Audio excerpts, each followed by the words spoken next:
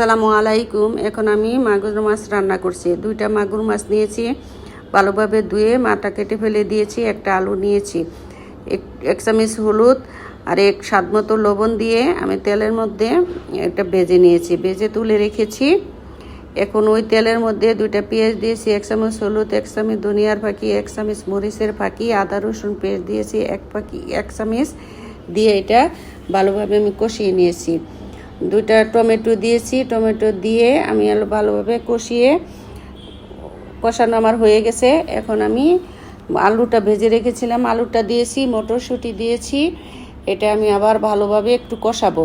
কষানোর পর আমি গরম পানি দিব, 2 কাপ গরম পানি দিয়ে এটা আমি ভালোভাবে দেখেন নিয়ে নিয়েছি।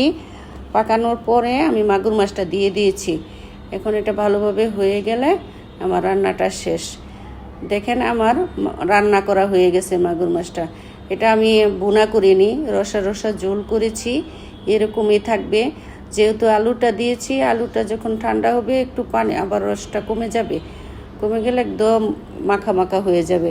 আমার মাগুর মাছ রান্নাটা কমপ্লিট।